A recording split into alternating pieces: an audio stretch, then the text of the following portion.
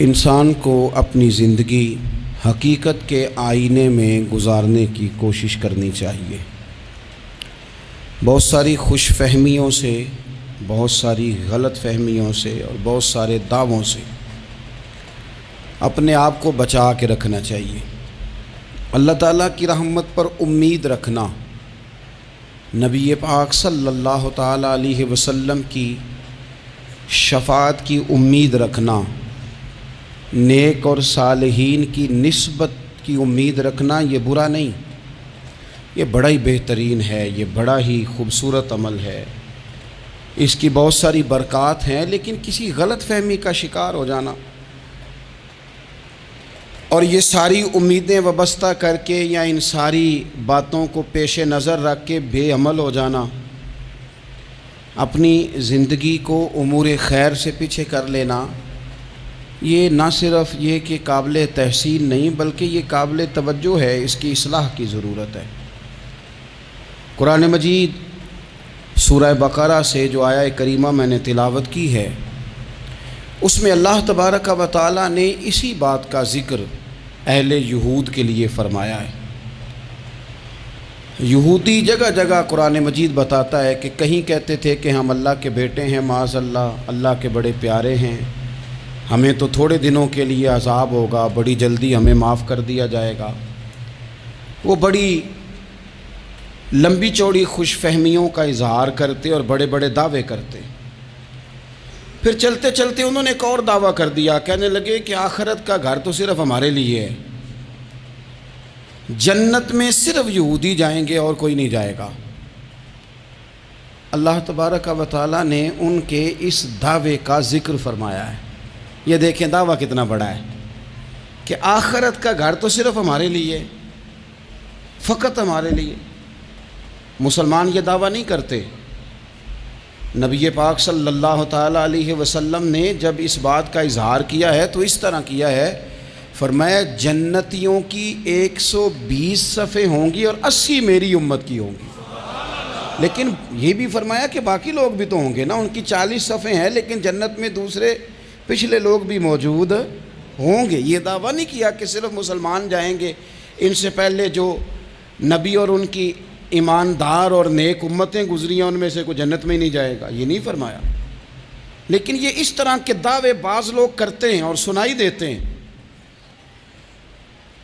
تو یہودی بھی یہ کہا کرتے تھے کہ جنت تو خالص ہمارے لیے ہے اور کوئی نہیں جائے گا اس میں۔ تو اللہ کریم نے فرمایا کل ان کانت لکم الدار الآخرۃ عند اللہ خالصۃ من دون الناس، اے محبوب علیہ السلام آپ ان سے فرما دیں اہل یہود سے کہ اگر آخرت کا گھر اللہ کے نزدیک باقی سب لوگوں کو چھوڑ کے خالص تمہارے لیے ہی ہے، سب کو چھوڑ کے صرف تمہارے لیے ہے آخرت کا گھر، تو فتمنوا الموت، تو پھر جنت میں تو مر کے جانا ہے نا، لہذا موت کی تمنا تو کرو۔ پھر کہو نا یا اللہ ہمیں موت دے تاکہ وہ جو تو نے ہمارے لیے اتنی بڑی چیز بنائی ہے ہم اس سے استفادہ کر سکیں۔ پھر تم موت کی تمنا کرو ان کنتم صادقین، اگر تم سچے ہو۔ لیکن رب فرماتا ہے وَلَن يَتَمَنَّوْهُ أَبَدًا بِمَا قَدَّمَتْ أَيْدِيهِمْ، یہ کبھی بھی موت کی تمنا نہیں کریں گے، انہیں پتہ ہے جو انہوں نے کمائی کر کے آگے بھیجی ہے۔ یہ موت کی دعوے کریں گے کہ جنت میں صرف ہم ہی جائیں گے، لیکن کبھی بھی موت کی تمنا، یہ کبھی موت کی تمنا نہیں کریں گے، اس لیے کہ انہیں پتہ ہے کہ ہم نے آخرت کے لیے کیا۔ یہ جو بہت سارے لوگ کہتے ہیں نا میری نسبت اور میری بات اور بلے بلے سارا کچھ میں ہی ہوں، تو ان سے کہو پھر سارا پیسہ کوٹھی پہ ہی لگائے جاتے ہو، پھر تو جنت تمہارا انتظار کر رہی ہے، پھر یہاں اتنے خرچے کرنے کی تمہیں کیا مشکل پڑی ہوئی۔ قرآن مجید کہتا ہے یہ کبھی بھی موت کی تمنا نہیں کریں گے، ان کو پتہ ہے جو اعمال انہوں نے کر کے بھیجے ہیں۔ واللہ علیم بالظالمین، اللہ ظالموں کو جانتا ہے، اللہ کو خبر ہے۔ میرے نبی پاک صلی اللہ تعالیٰ علیہ وسلم نے فرمایا اگر یہودی موت کی تمنا کرتے، جب ان سے کہا گیا تھا نا کہ اگر آخرت کا گھر خالص تمہارے لیے ہے تو موت کی تمنا کرو، اگر اس مقام پر وہ موت کی تمنا کرتے تو اسی وقت سارے مر جاتے، ختم ہو جاتا معاملہ۔ اگر تمنا کر لیتے تو تمنا ہی نہیں کریں گے، خوش فہمیوں میں مبتلا ہونا، بڑی بڑی باتیں کرنا، بڑے بڑے دعوے کرنا، بڑے بڑے تذکرے کرنا، بڑی بڑی اعلانیہ گفتگو کرنا اور اپنے ہی خیال میں بڑا کچھ بن جانا، یہ سنجیدہ لوگوں کا طریقہ نہیں۔ میں نے کچھ آستانے اپنی آنکھوں سے دیکھیں، وہ کہتی ہیں جناب ہمارے حضرت کی نسبت اور حضرت ساتھ بیٹھے مسکرا رہے ہیں، اتنی دیدہ دلیری تو نہیں نہ ہونی چاہیے۔ آپ اپنے سامنے سارا کچھ اپنے آپ کو کہلوا رہے ہیں۔ شیخ ہلکا ہلکا مسکرا رہے ہیں، ان سے پوچھیں تو کہتے ہیں جی میں تو نہیں انہیں کہتا، تو آپ کہتے نہیں تو منع کیوں نہیں کرتے؟ آپ خوش فہمیوں میں، نعت خواں کھڑا ہوا ہے تو اس نے نسبت کی بات شروع کیا تو اللہ جانے وہ کدھر کا کدھر پہنچ گیا ہے۔ میں کہتا ہوں کون انکار کر رہا ہے نسبت کے فیض کا؟ کون منکر ہے؟ یہی تو باعث نجات ہے ہمارے لیے، امیدیں۔ لیکن یہ کہ خوش فہمی میں مبتلا ہو جانا اور اس طرح کے بڑے بڑے دعوے کرنا، اور پھر بہت ساری خوابیں آتی ہیں لوگوں کو اور خوابوں کی بنیادوں پر بڑا کچھ بنتا ہے۔ تو میں کہتا ہوں جناب خواب میں تو میں کہہ دوں آپ سے خواب میں کہ میں رات کا صدر بن گیا ہوں تو آپ کو کوئی اعتراض ہے؟ میں خواب میں بنا ہوں، آپ کو اس میں کیا اختلاف؟ حقیقت کی زندگی میں آئیں۔ حقیقت کی زندگی میں جتنے لوگ نیک ہیں، پرہیزگار ہیں، دعویٰ ہے غلامی کا، دعویٰ ہے نسبت کا، فلانی شے کا، تو پھر بھئی آپ نے اتنا مال کاہے کو جمع کر لیا ہے؟ پھر یہ کاریں، یہ بنگلے، یہ کوٹھیاں، یہ جائیدادیں، یہ جلسوں کی فیسیں، یہ نعتوں کی فیسیں، یہ کس لیے؟ پھر تو آخرت آپ کے لیے سجی ہوئی ہے، سنوری ہوئی ہے، پھر تو آپ اس طرف توجہ کریں۔ حقیقت پسندی کا مزاج جب تک قوموں میں نہیں آتا، قومیں اتنی دیر تک اپنی روحانی، اخلاقی اور کردار کی بلندی نہیں حاصل کر پاتی۔ تو موت کی تمنا، یہاں ایک بات اور سن لیں، شریعت اسلامیہ کے اندر مصیبتوں سے گھبرا کر موت کی تمنا کرنا منع ہے۔ کوئی شخص کسی مشکل میں ہے، بیماری میں ہے، تکلیف میں ہے، دکھ میں ہے، تو موت کی تمنا کرے کہ اس بیماری سے تو مر جاؤں تو اچھا ہے، تو یہ منع ہے اس کے لیے۔ ہمارے ہاں کچھ لوگ لا علمی کی بنیاد پر، چھوٹا سا جھگڑا گھر میں ہوا تو کہتے ہیں میں تو اللہ سے دعا کرتا ہوں میں اب مار ہی جاؤں۔ بھائی آپ اتنی سی بات نہیں سہ سکے اور آپ نے اتنی سی بات پر اتنی بڑی بات کر دی کہ میں اب چلا ہی جاؤں، اور یہ جھگڑوں کے اندر عام لوگ کہہ دیتے ہیں، یہ منع ہے۔ نبی پاک صلی اللہ تعالیٰ علیہ وسلم نے اس سے منع فرمایا، بلکہ مسلم شریف میں فرمایا کہ اگر تم نے کبھی دعا کرنی بھی ہو کسی وقت تو ان لفظوں سے کر سکتے ہو کہ یا اللہ جب تک میرا زندہ رہنا میرے حق میں بہتر ہے، مجھے دنیا میں رکھ، اور جب میرا یہاں سے چلے جانا تیری حکمت کا تقاضا ہے اور میرے حق میں بہتر ہے تو پھر مجھے ایمان کے ساتھ لے جا، پھر تو مجھے لے جا۔ تمنا موت کی کرنا اور مصیبتوں سے گھبرا کر کرنا، اور بھائی مشکلات میں جینا تو حسن ہے۔ اصل میں نا جس کی جان تھی نا اس کے نام نہیں نہ لگائی ہم نے کبھی بچوں کے نام لگا دی، کبھی کاروبار کے نام لگا دی، کبھی دوستوں کے نام لگا دی، پھر وہ بے وفا ہوا تو مرنے کو جی چاہا، وہ بے وفا ہوا تو مرنے کو جی چاہا، اس نے تنگ کیا تو مرنے کو جی چاہا۔ النبی اولیٰ بالمؤمنین من انفسہم، اللہ فرماتے ہیں تم نہیں جان کے مالک، میرا نبی تمہاری جانوں کا مالک ہے۔ جان پاوے نہ جان میرے محبوبہ، میں تے لگیاں توڑ نبھیساں، رات تیرے وچ رول کے مرساں، تے قدم نہ پچھاں ہٹیساں، شہر تیرے دے ٹکڑے منگساں، تے تیرے کتیاں دے قدم چمیساں، آزم اے جان امانت تیری، تو جدوں منگ سیں میں پیش کرے ساں۔ یہ تو کسی اور کی ہے، ہماری ہے نہیں۔ تو بہت سارے لوگ گھبرا کر ہو بڑی تکلیف آ گئی، بھئی آپ جلدی نہ کریں، بالکل جلدی نہ کریں، آپ حوصلہ پیدا کریں، اور جیا تو جاتا ہی مشکل میں ہے۔ اقبال نے کہا تھا کار جہاں دراز ہے اب میرا انتظار کر، یہ زندگی لمبی ہے، یہ مشکلات سے ہو کر کے گزرتی ہے، اس میں مد و جزر رہتا ہے۔ تو شریعت اسلامیہ میں منع ہے موت کی تمنا کرنا، موت کی خواہش کرنا، بلکہ نبی پاک صلی اللہ تعالیٰ علیہ وسلم نے تو یہاں تک ارشاد فرمایا کہ تم موت کی تمنا نہ کرو، اس لیے کہ اگر تم برے ہو اور زندہ ہو سکتا ہے زندگی میں اللہ تمہیں توبہ کی توفیق دے دے، اور اگر تم اچھے ہو تو پھر بھی موت کی تمنا نہ کرو، اس لیے کہ اچھے ہو تو تمہاری اچھائی میں روز برکت ہی ہو رہی ہے، لوگوں کو فائدہ ہی ہو رہا ہے، خیر ہی بٹ رہی ہے۔ تمنا موت کی کرنا، اور ویسے بھی نہ ہم اپنی مرضی سے یہاں آئے ہیں اور نہ مرضی سے جانے کی کوشش کرنی چاہیے معاذ اللہ۔ نہ اپنی مرضی آئے ہیں نہ اپنی مرضی سے کوئی مرنے کی کوشش کرے گا تو خودکشی حرام ہے، اور رب رسول کی مرضی سے مرے گا تو وہ شہادت ہے۔ وہ اس طرح کی شہادت ہے کہ جس میں کہا مردہ کہنا ہی نہیں، یہ تو زندہ ہے، اس لیے کہ میرے نام پہ مر گیا ہے۔ تو موت کی تمنا کرنا یا اس طرح کا رویہ منع ہے۔ البتہ یہ جو یہود کا کام تھا، ان کا جو لہجہ تھا، اللہ فرماتے ہیں یہ تو ہزار سال عمر مانگتے ہیں، تو جانا ہی نہیں چاہتے۔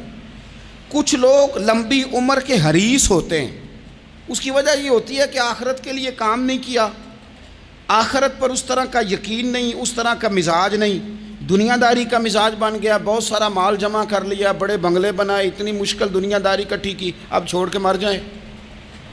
لوگوں کا مرنے کو دل ہی نہیں کرتا، کوئی ارادہ ہی نہیں ہے، بالکل نہیں دنیا چھوڑنا چاہتے، محنت سے کٹھی کی ہے، اتنے لاؤ لشکر بنائے ہیں، اب کیسے چھوڑ جائیں۔ کچھ لوگ ایسے ہیں جنہوں نے گٹھڑی باندھ کے رکھی ہوئی ہے، ان کو زیادہ ویٹ نہیں کرنا پڑتا، اس لیے کہ انہوں نے کوئی سامان بوکی نہیں کرایا، تو جو ہے ہینڈ کیری ہے، اس لیے لوگ انتظار کرتے رہیں گے اور جناب بلال حبشی جنت میں پہنچ بھی جائیں گے۔ ابھی میزان عمل لگا ہوگا لیکن حضرت ابو ذر غفاری جنت میں ٹہلتے ہوئے نظر آ رہے ہوں گے۔ لوگوں نے جمع نہیں نہ کیا، جتنا مال زیادہ اتنی چیکنگ بھی اس کی زیادہ، جتنے بیگ زیادہ، ایئرپورٹ پہ اتنا انتظار بھی زیادہ۔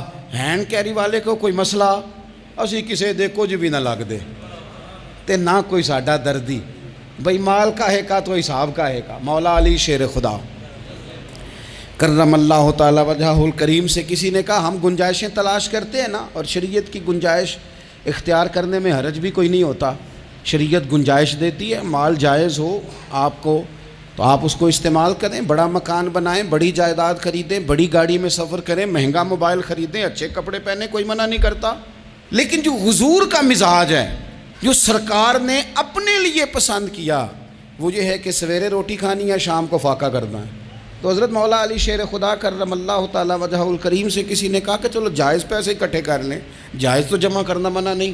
تو حضرت علی کی باتیں بڑی حکمتوں والی تھی نا، تو ایک جملے میں انہوں نے کئی جواب دے دیے۔ کہنے لگے میاں مال حرام ہو تو عذاب ہوتا ہے، حلال ہو تو حساب ہوتا ہے، لہٰذا ہم دونوں کام ہی نہیں کرتے، نہ ادھر جاتے ہیں نہ ادھر جاتے ہیں۔ جمع کرنے کی حاجت کیا ہے؟ دنیا اتنی سجا لینا، اتنی سوار لینا، بڑا ٹھنڈا اے سی چلتا ہے ہمارے کمروں میں، کھلی آنکھوں سے لوگ بستر سے اٹھ نہیں پاتے، آنکھیں کھل گئی ہیں، الارم بج گیا ہے، لیکن وہ بہت مزے کی پسند کی روٹی رات کھائی تھی، اپنی مرضی کا کھانا کھایا تھا، پیٹ بھر کے کھایا تھا، مرضی کے مشروبات پیے تھے، ٹھنڈے کمرے میں آرام ہے، کھل گئی ہے آنکھ، موٹے الارم نے آواز دیا اٹھو، لیکن یہ غفلت ہے نا، دنیا جمع کر لی ہے نا ساری۔ میں آپ کو صحیح بتاتا ہوں، اگر یہ ساری آسانیاں نہ ہوں، دقتیں ہوں، تو کچھ رات کو ہمیں تھوڑا پسینہ بھی آئے تو بار بار آنکھ کھلے، یہ مچھر کبھی نہ سونے دے تو بار بار آنکھ کھلے، یہ تن آرام پسند نہ ہوں تو کچھ اٹھیں، کچھ رات کو گرمیوں کی چھوٹی راتوں میں بھی تہجد پڑھی جا سکے۔ لیکن اقبال کہتے ہیں لہو مجھ کو رلاتی ہے جوانوں کی تن آسانی، یہ تن آسان ہو گئے، مزاج نہیں رہا ہمارا، ہمیں آرام چاہیے، سکون چاہیے۔ آپ یقین کریں کبھی کبھی میں حیران ہوتا ہوں، رونا آتا ہے اپنی اگلی نسل پر، رونا آتا ہے، یعنی بچے مدرسے میں پڑھنے والے، چونکہ وہ اے سی والے گھر سے اٹھ کے آتے ہیں، مدرسے میں پڑھنے والے بچے کہتے ہیں جناب وہ کچھ گرمی زیادہ ہے تو میری کچھ طبیعت برداشت نہیں کرتی، تو میری اماں نے کہا تھا 4 چھٹیاں لے لو کہ موسم ٹھیک ہو جائے گا تو پھر سے تعلیم ہو جائے گی۔ تو غور سے چہرے دیکھتے ہیں تو ہم کہتے ہیں یار اگر کل کو ہمیں جہاد پہ جانا پڑا تو ہم لوگ جائیں گے، ہم میدانوں میں نکلیں گے، ہم وہ لوگ ہیں جو سختیاں برداشت کریں گے، یہ والے لوگ ہیں جو میدان میں جائیں گے جو 1 منٹ کے لیے اتنی دنیا جمع کر لی، مرنے کو جی نہیں چاہ رہا۔ حضرت شاہ فرید الدین عطار رحمۃ اللہ علیہ کہتے ہیں میں بڑا مہنگا کاروبار کرتا تھا، عطر بیچتا تھا، مہنگا کاروبار ہے نا، عرب شریف کے اندر آپ جائیں تو جہاں سونے والی دکان ہوتی ہے اس کے ساتھ خوشبو والی دکان ہوتی ہے، مکہ مکرمہ میں دیکھ لیں، مسجد نبوی میں دیکھ لیں، مہنگا کاروبار ہے یہ، اور اب میرا بزنس تھا، کاروبار تھا۔ تو آپ فرماتے ہیں کہ ایک دن ایک بزرگ آ گئے، انہوں نے ایک شیشی دیکھی، خوشبو سونگی، دوسری، تیسری، چوتھی، اچھے سیل مین آگے بڑھ کے خود کہتے ہیں آپ کو کیا چاہیے. میں نے بھی کہا بابا جی کیا چاہیے مجھے بتائیں, کیا دیکھ رہے ہیں؟ تو بابا جی بڑے دھیمے ٹھنڈے اور حوصلے والے لہجے میں کہنے لگے, پتر دیکھ رہا ہوں تیری جان بڑی مشکل سے نکلے گی. تو میں نے کہا وہ کیوں؟ کہنے لگے اتنی مہنگا تو نے مال جمع کیا ہے, کبھی مرنے لگے گا تو یہ یاد آئے گا, کبھی وہ یاد آئے گا, کبھی سادہ کر لیں اس کو سادہ کر لیں, کبھی اس سوسائٹی والا پلاٹ یاد آئے گا, کبھی ادھر والا یاد آئے گا, کبھی لاہور والا یاد آئے گا. کہاں مرنے کو جی چاہتا ہے. اور پھر ایک اور دھوکہ ہے, میں بچوں کے لیے کر رہا ہوں. بچوں کے نام تو ایک دھیلا بھی نہیں, وہ تو سارا آپ کے اپنے نام ہے. ایسے ہی بہانہ بنایا ہوئے بچوں. کس بچے کے نام؟ بچے نے تو 50 دفعہ کہا ہے کہ وہ ایک دکان بیچ دو, میں نے کام کرنا ہے. تو ابا کہتا مراں گا تو تاں بکے گی. کہاں بچوں کے لیے؟ کون کہتا ہے بچوں کے لیے؟ یہ تو خواہشات ہیں جن پر ہمارا اپنا قبضہ ہے. ہر کنجی تو ہماری جیب میں. کون کہہ رہا ہے؟ وہ تو کبھی جا کے ملے گا ان کو جب موقع آئے گا. تو کہا یہ اتنا مال جمع کیا ہے تم پتر, تیری جان تو مشکل سے نکلے گی. تو کہتے ہیں میں دنیا دار تھا, دنیا دار کو نصیحت کریں تو وہ غصہ کرتا ہے, طنز کرتا ہے. کہتے مجھے غصہ آیا تو میں نے جھٹ سے کہا, لوگ کہتے نہیں تم اپنی قبریں جانا ہے تو میں اپنی, کہتے میں نے جھٹ سے کہا, میں نے کہا بابا میری جان تو مشکل سے نکلے گی تو تیری کیسے نکلے گی؟ تو کہتے ہیں بابا جی کہنے لگے پتر ادھر آنا ذرا. تو میں کاؤنٹر کے اوپر سے ہو کے بابا جی کے پاس آیا. وہ میری دکان کے فرش پہ لیٹے, کعبے کو منہ کیا, کلمہ پڑھا اور ان کی روح پرواز کر گئی. عرش فرشتے بانگاں ملیاں, مکے پہ گیا شور, بلے شاہ اسی نہیں مرنا, اے تے مر گیا ہی کوئی ہور, نالے وارث شاہ ہو کدوں مر دے جنہ کیتیاں نیک کمائیاں نے. کہا یہ دیکھ لو مر گئے, بس اتنی کام تھا, تیاری ہے. امام غزالی کا آخری وقت تھا نا, تو انہوں نے وضو کیا, غسل کیا, خوشبو لگائی, اپنے ہاتھوں سے چادر بچھائی, پھر تکیہ رکھا, پھر لیٹے, پھر حضور پہ درود پڑھا, اور پھر کہنے لگے رب اگر تیری مرضی ہے تو غزالی بھی تیرا تیار ہے. بس یہ جملے زبان پہ تھے اور روح پرواز کر گئی. موت کو سمجھے ہیں غافل اختتام زندگی, یہ ہے شام میں زندگی, پھر صبح دوام میں زندگی. عزیز بھائیوں, ہم نے نا بڑی آسائشیں جمع کر لی, بڑا کچھ اپنی عقل کے زور پر ہم نے اکٹھا کر لیا. نہیں ہمارا پروگرام. کسی سے پوچھ لیں صحت کیسی ہے, تو عمر اگر اس کی بڑی اوپر بھی چلی جا رہی ہو, اب تو خیر سالگرہ میں آنے کا رواج ہر جگہ آ گیا ہے, ہم سے بھی لوگ پوچھتے ہیں کہ آپ بتائیں آپ کس تاریخ کو پیدا ہوئے تھے, تو میں کہتا ہوں کوئی کارنامہ سر انجام دے لینے دو, پھر بتا دیں گے.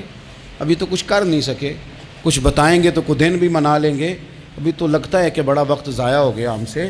تو عزیز بھائی کوئی نہیں کہتا کہ اب ٹائم آ گیا ہے, شوگر ہو گئی ہے, بلڈ پریشر ہو گیا ہے, طبیعت خراب رہتی ہے, فلانا مسئلہ ہو گیا ہے.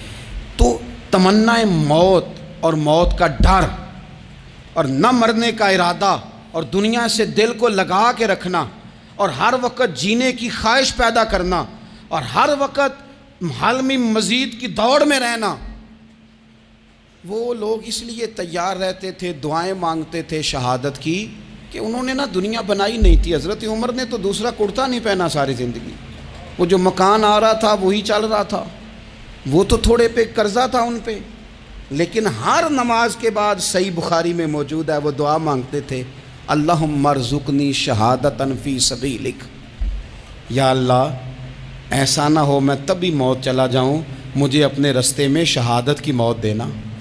ہر نماز کے بعد دعا مانگی جا رہی, لیکن شہادت والی موت کی نہیں, شہادت والی موت. اللہم ارزقنی شہادتا فی سبیلک. اور مالک مدینہ چھوڑنے کو دل نہیں کرتا, یا اللہ شہادت کی موت دینا, اور دینا بھی اپنے نبی کے شہر کے اندر, یہیں رہوں, یہیں میرا مدفن بنے.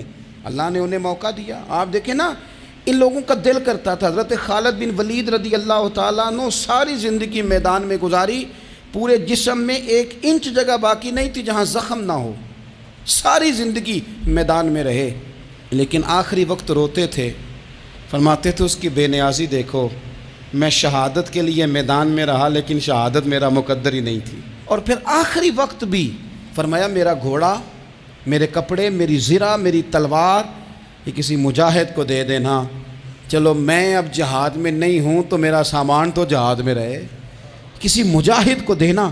ان لوگوں نے جتنی محنت کی نا مرنے کے بعد کے لیے کی، مرنے کے بعد کے لیے، زندگی کا جو دوسرا پل ہے اس کے لیے کوشش کی، وہاں انہوں نے صدقات جمع کرائے، خیرات جمع کرائے، عبادات جمع کرائیں، حسن اخلاق جمع کرایا، اچھا سلوک جمع کرایا، انہوں نے آخرت کے بینک میں ڈھیروں مال جمع کرایا، وہاں ان کے مکان بک ہوئے، جنت میں ان کے نام کی بڑی بڑی جگہیں اللہ تبارک و تعالیٰ کے فضل سے طے کی گئیں، تو پھر انہیں وہاں جانے میں کوئی دشواری بھی نہیں تھی، انہیں کوئی مشکل نہیں تھی، وہ تیار تھے، لیکن چونکہ ساری محنت ہی دنیا کے لیے ہے، وہ جو خاص ایک آخرت پر مسلمان کا ایمان اور یقین اور تیقن تھا اس طرف ہمارا مزاج نہیں۔ آپ دیکھیے حضرت ملک الموت اسرائیل علیہ السلام نا حضرت ابراہیم علیہ السلام کی روح قبض کرنے کے لیے حاضر ہوئے، تو کہا جناب چلیے آپ کی روح لینے آیا ہوں، تو حضرت ابراہیم علیہ السلام فرمانے لگے اسرائیل، یہ قاضی ثناء اللہ صاحب پانی پتی رحمۃ اللہ علیہ نے اس کو تفسیر مظہری میں لکھا ہے، حضرت ابراہیم خلیل اللہ علیہ السلام فرمانے لگے اسرائیل کیا کوئی خلیل بھی اپنے خلیل کی روح قبض کرتا ہے؟ واتخذ اللہ ابراہیم خلیلا، اللہ نے تو مجھے دوست بنایا، دوست ہو کے دوست کی روح قبض کرنے جا رہا ہے۔ حضرت اسرائیل نے ارادہ چھوڑا اور حضرت ابراہیم کا وہ جملہ لے کے رب کی بارگاہ میں حاضر ہوئے، عرض کی مالک جناب ابراہیم علیہ السلام نے فرمایا ہے کہ اللہ کی بارگاہ میں عرض کرو کہ مالک کیا کوئی خلیل بھی اپنے خلیل کی روح قبض کرتا ہے؟ تو رب کریم نے فرمایا اب میرا بھی پیغام جا کے جناب ابراہیم کو دے دو، ان سے جا کے کہو رب فرماتا ہے کیا کوئی خلیل بھی اپنے خلیل کی ملاقات کو ناپسند کرتا ہے؟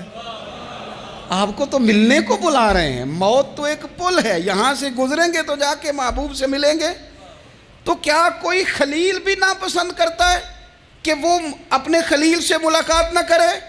حضرت سیدنا اسرائیل علیہ السلام پیغام لے کے آئے اور کہا ہے اللہ کے خلیل رب فرماتا ہے کیا خلیل بھی خلیل کی ملاقات کو تو حضرت ابراہیم تو کھول کے روئے، کہنے لگے اب دیر نہ کر، اب ذرا جلدی کر، اب ذرا جلدی لے جا۔ اور میرے نبی پاک صلی اللہ علیہ وسلم نے فرمایا، سیاستہ میں حدیث ہے، فرمایا تم میں سے جو رب سے ملنے کو پسند کرتا ہے نا، جو اللہ سے ملنے کا شوق رکھتا ہے نا، اللہ بھی اس کی ملاقات کو پسند فرماتا ہے۔ تم میں سے جو رب سے ملنے کا شوق رکھتا ہے، اقبال کیا کہتے ہیں؟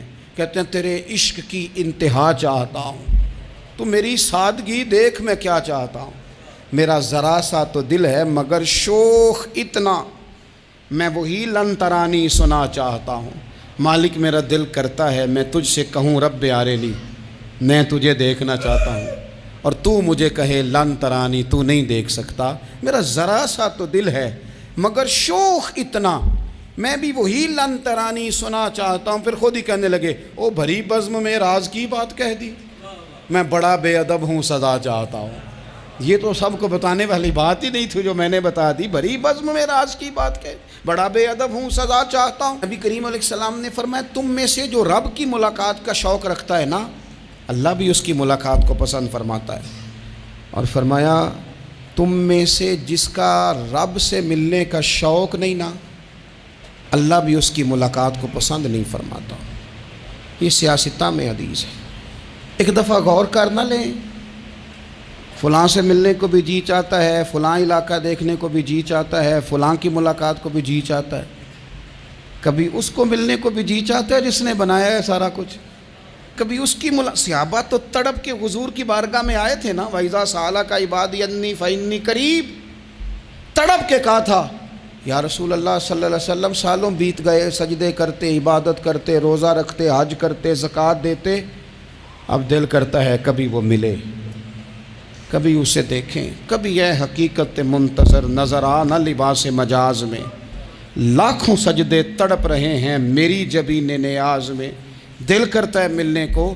تو جب صحابہ نے آ کے حضور کی بارگاہ میں یہ عرض کی نا یا رسول اللہ رب سے ملنے کو جی چاہتا ہے، تو اللہ نے فرمایا وَإِذَا سَأَلَكَ عِبَادِي عَنِّي فَإِنِّي قَرِيبٌ، اے محبوب جب میرے بندے آپ کے پاس آ کے میرے بارے میں سوال کریں تو ان سے فرما دو میں تو ان کے قریب ہی ہوں، جب بھی دعا مانگیں گے میں ان کی دعاؤں کو قبول فرماؤں گا، میں قریب ہوں ان کے۔ اپنے دل کے اندر شوق ہو، اللہ رسول کی طرف بڑھنے کا شوق ہو، مسلمان موت سے نہیں ڈرتا، لیکن صحیح بخاری اور صحیح مسلم میں حدیث ہے، نبی پاک علیہ الصلوۃ والسلام نے فرمایا آج ایک مسلمان 1000 کافر کو آگے لگا لیتا ہے اور کافر بھاگ جاتا ہے، ایک وقت آئے گا ایک کافر ہوگا اور 1000 مسلمان کو بھگا ڈالے گا۔ یا رسول اللہ کیوں؟ ہمارے پاس اسلحہ نہیں ہوگا، ہمیں لڑنے کا سلیقہ نہیں آئے گا؟ تو نبی پاک علیہ السلام نے فرمایا یہ مسئلہ نہیں، تمہیں وہن ہو جائے گا، وہن۔ یا رسول اللہ یہ وہن کیا ہوتا ہے؟ تو حضور نے فرمایا تمہیں نا زندگی سے پیار ہو جائے گا، تمہیں مرنا برا لگے گا، کراہت آئے گی مرنے سے، تم مرنا نہیں چاہو گے۔ تو جب کسی کو زندگی سے پیار ہو جائے تو پھر وہ بھاگتا ہے، پھر وہ ہر بندے کی ہر بات مانتا ہے چونکہ وہ جینا چاہتا ہے۔ اور کچھ لوگ ایسے ہوتے ہیں، وہ جب بدر میں مسلمان پہنچے نا تو جاسوس بھیجا ابو جہل نے، کہا جاؤ پتہ کر کے اور لوگ کتنے ہیں اور ان میں جوان کتنے ہیں، بوڑھے کتنے ہیں اور اسلحہ کتنا ہے۔ جاسوسی اس دور میں بڑی آسان تھی، کوئی مخصوص وردی تو فوجیوں کی ہوتی نہیں تھی۔ تو وہ شخص آ گیا، مسلمانوں کو دیکھ کر واپس گیا، تو جا کے اس نے بدر کے دن ابو جہل سے کہا کہ وہ 313 ہیں اور ان میں بچے بھی ہیں، بوڑھے بھی ہیں اور اسلحہ بھی زیادہ نہیں، اور گھوڑے اور اونٹ اور سواریاں بھی تھوڑی ہیں۔ تو ابو جہل بڑا ہنسا اور معاذ اللہ کہنے لگا کیا ان نے ہم سے لڑنا ہے؟ تھوڑے سے تو لوگ آئیں، اس طرح کرو صبح نا انہیں پشتوں پہ باندھ کے نا گھوڑوں کی تو مکے لے چلتے ہیں، وہاں جا کے دیکھیں گے ان کے ساتھ کیا کرنا ہے۔ تو وہ جاسوس کہنے لگا پوری بات تو سن لے۔ اس نے کہا پوری بات کیا ہے؟ کہنے لگا آئے 313 ہیں پر گھر واپس جانے کا کسی کا بھی ارادہ نہیں، وہ کشتیاں جلا کے آئے ہیں، میں رات وہاں گزار کے آیا ہوں، میں نے بوڑھوں کو بھی شہادت مانگتے دیکھا ہے، میں نے بچوں کو بھی شہادت مانگتے دیکھا ہے، میں نے ایک ایک کے سینے میں مر مٹنے کا جذبہ دیکھا ہے، وہ جینے کی امنگ لے کے نہیں آئے، ہتھیلی پہ رکھ کے آئے ہیں جان، اور ایک ایک شخص شہید ہو کے جانا چاہتا ہے، اور وہ ایک دوسرے کے پیچھے چھپیں گے نہیں۔ یہ جو موت ہے نا، موت یہ تو ایک پل ہے، اس سے گزریں گے، اللہ رسول کے حضور جائیں گے، جنت کی نعمتیں، خدا کی تیار کی ہوئی رحمتیں، مسلمان کا آگے بڑھ کے استقبال کریں گے۔ حضرت عمار بن یاسر رضی اللہ تعالیٰ عنہ کو زخم لگ رہا ہے میدان جہاد میں، اور تیز زخم لگ رہا ہے، سخت تکلیف میں۔ تو ایک شخص نے آ کے پوچھا کیا حال ہے؟ تو آپ فرمانے لگے حال کیا ہونا ہے، تھوڑا سا ٹائم رہ گیا ہے۔ تو بندہ پریشان ہو گیا، اس نے کہا کس بات میں؟ فرمانے لگے تھوڑا سا ٹائم رہ گیا، بس میں نبی پاک سے ملنے والا ہوں اور حضور کے صحابہ سے ملنے والا ہوں۔ حضرت عمار بن یاسر رضی اللہ تعالیٰ عنہ کہنے لگے تھوڑا سا ٹائم رہ گیا، تھوڑا سا مرنا مرنا ہر کوئی آکھے تے میں بھی آکھاں مرنا، تے جس مرنے تھی خوشبو نہ آوے او مرنا کی مرنا، تے جس مرنے وچ سونا راضی اس مرنے تو کی ڈرنا۔ ایک گل رکھنا یاد کہ میرا جس دن ہووے مرنا، سب کچھ کرنا، سب کچھ کر کے میرا منہ روزے ول کرنا، شاید میرا آقا آوے میں دیدار حضور دا کرنا۔ فرمایا کہ وہ تو بالکل قریب آ گیا ٹائم۔ حضرت سیدنا بلال حبشی رضی اللہ تعالیٰ عنہ آخری وقت ہے، لوگ بڑا اس کا منظر جب بیان کرتے ہیں تو خوفناک بیان کرتے ہیں، اس طرح کا لہجہ اختیار کرتے ہیں کہ بات سن کے بندہ کانپ جائے۔ سیدنا بلال حبشی رضی اللہ تعالیٰ عنہ بالکل آخری وقت ہے، جانے کا ٹائم۔ تو حضرت بلال کی اہلیہ قریب بیٹھی ہیں تو کہنے لگی بڑے غم کا موقع آ گیا، غموں کی رات شروع ہو گئی، حالات میرے لیے مشکل آ گئے۔ آپ نے فرمایا کیا ہوا؟ کہنے لگی آپ جا رہے ہیں؟ تو حضرت بلال کہنے لگے یہ غم کا موقع نہیں، یہ تو خوشی کا موقع ہے، میں جاؤں گا تو حضور سے ملوں گا نا، جاؤں گا تو نبی پاک سے ملاقات ہوگی، یہ تو میرا ملاقات کا وقت آیا۔ تو اپنی زندگی کے اندر انسان کچھ اپنی آخرت کے لیے کرے، کچھ زاد راہ جمع کرے، کچھ وہ تیاری کرے، کچھ اس کے پاس ایسے اعمال ہوں جس کی بنیاد پر اس کا رب رسول کی بارگاہ میں حاضری کو جی چاہے۔